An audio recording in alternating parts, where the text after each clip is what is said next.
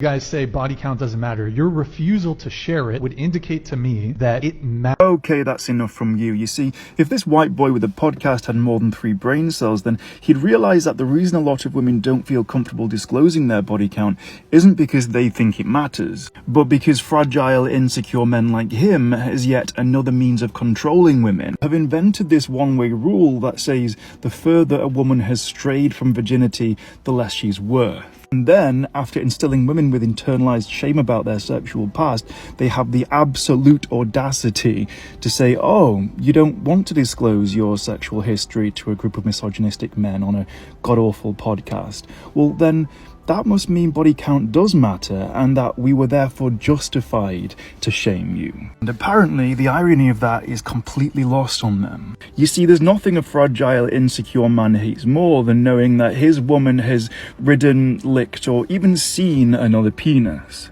Largely, by the way, because the more penises she's seen, the less chance there is that his is going to be the biggest or the prettiest. And I'm not sure if this has ever been scientifically studied, but I would be willing to bet there's a very strong correlation between how insecure a man is about his pecker and how much he cares about a woman's body count. And by the way, this insufferable guy in particular is obsessed with women's body counts. So, ladies, have as much consensual sex with as many people as you like, because the only men you're going to deter are the sexist, insecure chads who are too toxic to make good partners anyway. Men shouldn't care about women's body counts. Why do you think that? Look, the days men tell women who they can and can't sleep with are over. You can sleep with whoever you want.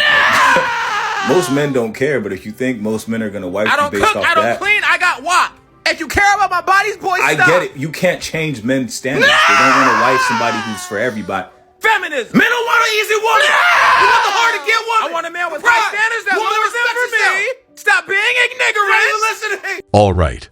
We have all seen the clip above. We have all watched the Whatever podcast. We have all seen Fresh and Fit. You've at least seen clips of them.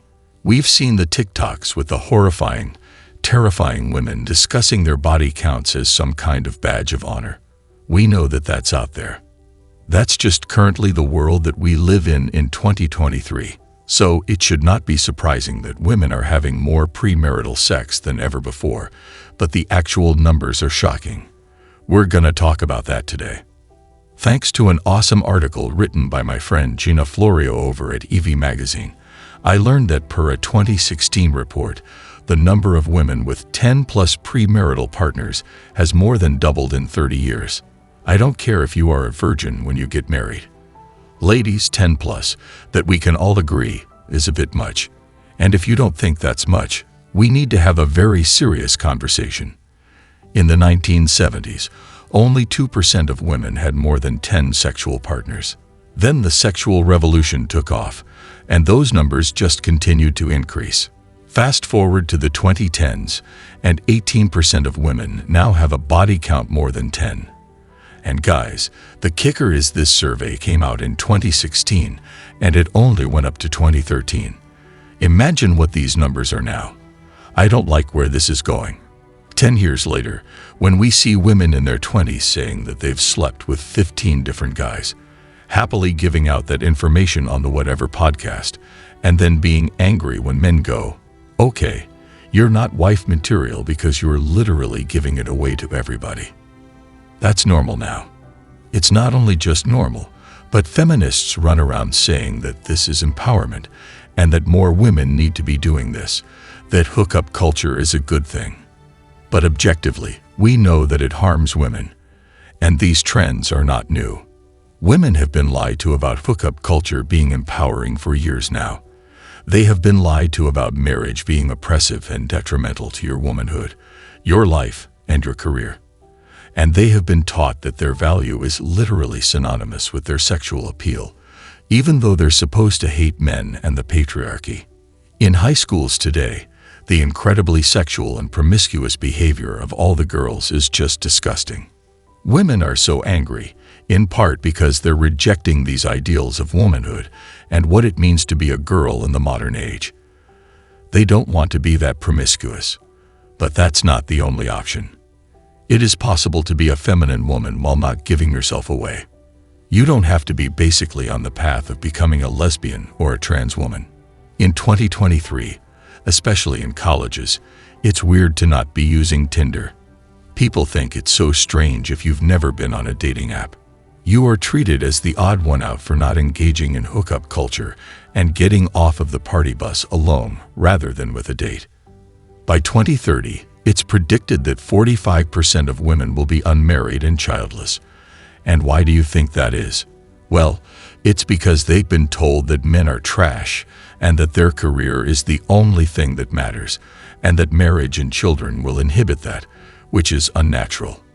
That is biologically unnatural for women. According to a chart from the Wall Street Journal about values in America, the percentage of people who say values like patriotism, religion, and having children are very important to them has gone down dramatically. No wonder women are sleeping around at these rates. No wonder they're not getting married. They don't value it. They don't care. They've been lied to about this. These days, women are caring more about self-love than actually getting married and having children. We joke about self-love, but it is important to take care of yourself, and women are not taking care of themselves these days. They are doing things that literally harm them when they could be using a blanket to take care of their bodies.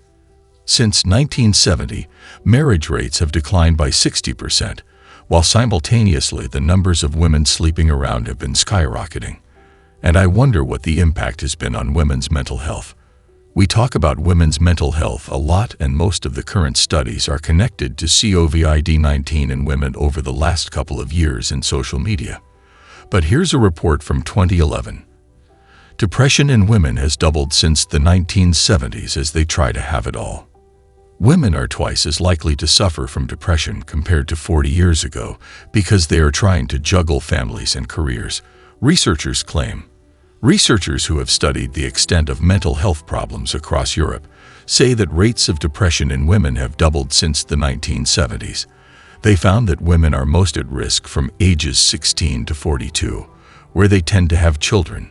We have a vicious cycle on our hands. Yes, maybe it's their careers, or maybe it has something to do with women's liberation and modern feminism, teaching them behaviors which are often aligned with their girl boss career tactics. Here's more information. This is from 2018, Addressing Unmet Needs in Women's Mental Health. The study reports that rates of common mental disorder in women have been increasing steadily between 1993 and 2014, compared to stable rates with men. Since 2000, more women than ever are now presenting with common mental disorder. 25% of young women between the ages of 16 and 25 report symptoms of common mental disorder, mainly anxiety and depression. Rates of self-harm in women are higher than ever, again, especially in young women, and that was before COVID. And then after COVID, it spiked even more. Ladies need to understand that men and women complement each other in a really important way, and they should be excited to start a family, because that is where true fulfillment and value of a woman lies.